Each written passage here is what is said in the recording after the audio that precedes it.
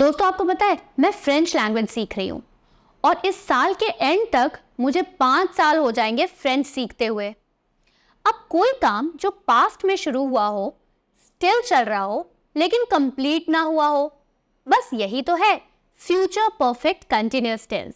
चलो आज इस वीडियो में इसे डिटेल में समझते हैं।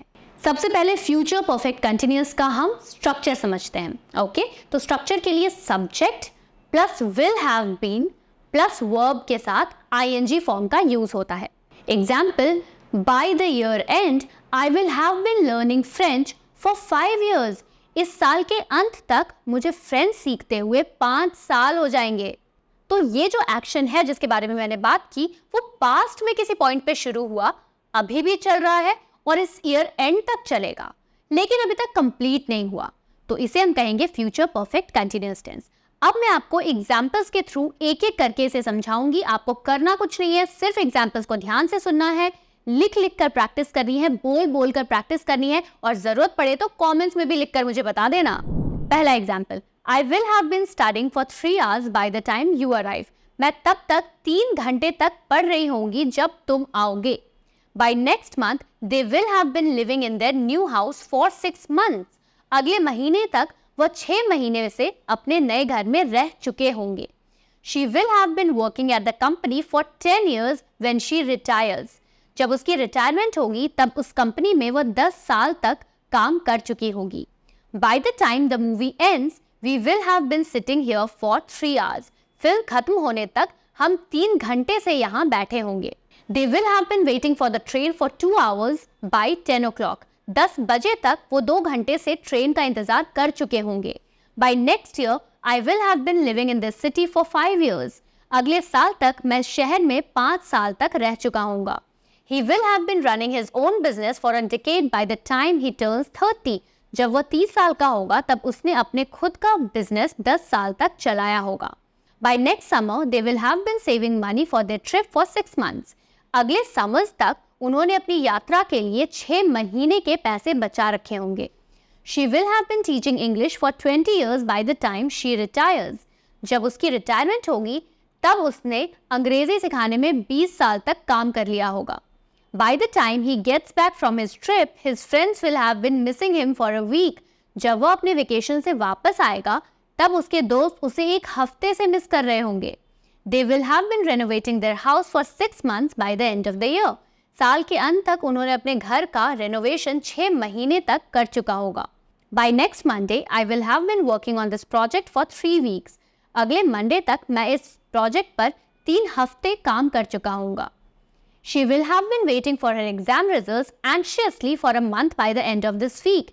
इस हफ्ते के अंत तक उसने अपने एग्जाम के रिजल्ट्स के लिए 1 महीने से उत्सुकता के साथ वेट किया होगा। By the time they reach the airport, the flight will have been delayed for 3 hours। जब वो हवाई अड्डे पर पहुंचेंगे तब फ्लाइट 3 घंटे के लिए लेट हो चुकी होगी। They will have been rehearsing for the play for 2 months before the premiere। Premiere से पहले वो नाटक के लिए 2 महीने की रिहर्सल कर चुके होंगे। By next year, I will have been saving money for my dream vacation for 3 years। अगले साल तक मैं अपनी सपनों की छुट्टी के लिए 3 साल से पैसे बचा रहा हूँगा। He will have been waiting for her at the restaurant for an hour by the time she arrives। जब वो आएगी तब वह 1 घंटे से रेस्टोरेंट में उसका इंतजार कर चुका होगा।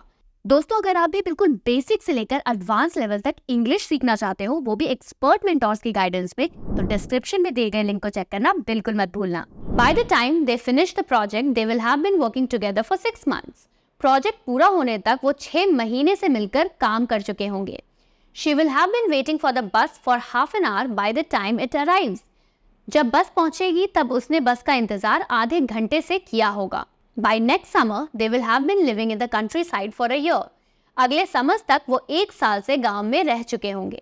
He will have been playing the piano for 10 years by the time he turns 20। जब वो 20 साल का होगा तब उसने अपने पियानो बजाने को 10 साल तक सीख लिया होगा। By next Friday, I will have been working at this company for 2 months। अगले शुक्रवार तक मैं इस कंपनी में 2 महीने तक काम कर चुका हूँगा। She will have been practicing yoga every day for a year by the end of this month। इस महीने के एंड तक वह हर एक दिन 1 साल से योगा का अभ्यास कर चुकी होगी। They will have been working on their garden for 3 weeks by next Sunday। अगले संडे तक वो 3 हफ्ते से अपने बगीचे पर काम कर चुके होंगे। She will have been waiting for her friend's call for 2 hours by midnight. रात के 12 बजे तक उसने अपने दोस्त के कॉल का इंतजार 2 घंटे से किया होगा। By next summer, she will have been studying medicine for 4 years. अगले समर तक उसने 4 साल तक चिकित्सा की पढ़ाई की होगी। By next month, they will have been planning their wedding for a year. अगले महीने तक वे अपने शादी की प्लानिंग 1 साल से कर चुके होंगे।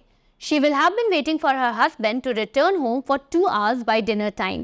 रात के खाने के समय तक उसने अपने पति के घर लौटने का इंतजार 2 घंटे से किया होगा। By the time they reach the top of the mountain, they will have been climbing for 5 hours. जब वे पहाड़ के शीर्ष यानी ऊंचाई तक पहुंचेंगे, तब वे 5 घंटे से चढ़ते आ रहे होंगे। They will have been waiting for the concert to start for an hour by 8 o'clock. 8 बजे तक वे कॉन्सर्ट शुरू होने का इंतजार 1 घंटे से कर चुके होंगे। By next summer, he will have been playing football for his school team for 3 years. अगले समर तक उसने अपने स्कूल टीम के लिए 3 साल तक फुटबॉल खेला होगा। She will have been studying for her exams all day by the time her friends come over. जब उसके दोस्त आएंगे तब उसने पूरे दिन अपनी परीक्षाओं के लिए पढ़ाई की होगी। By next month, they'll have been living in their new apartment for 6 months. अगले महीने तक वे अपने नए अपार्टमेंट में 6 महीने के लिए रह चुके होंगे। He will have been driving for 10 hours by the time he reaches his destination. जब वो अपने डेस्टिनेशन पर पहुंचेगा तब उसने 10 घंटे तक ड्राइव किया होगा। By the time the store closes, she will have been shopping for clothes for 2 hours. जब दुकान बंद होगी तब वह 2 घंटे से कपड़ों की खरीदारी कर चुकी होगी। They will have been discussing the project for 2 hours by the time the meeting starts. जब मीटिंग शुरू होगी तब वह 2 घंटे से अपने प्रोजेक्ट पर चर्चा कर रहे होंगे। By next year, she'll have been teaching at the university for 20 years. अगले साल तक उसने विश्वविद्यालय में 20 साल तक पढ़ाया होगा। He will have been working on his novel for 6 months by the end of this week. इस हफ्ते के अंत तक उसने अपने उपन्यास पर 6 महीने के लिए काम किया होगा। By the time she wakes up, he'll have been cooking breakfast for an hour. जब वो जागेगी तब उसने 1 घंटे से नाश्ता बना रखा होगा। They will have been walking in the park for 2 hours by sunset.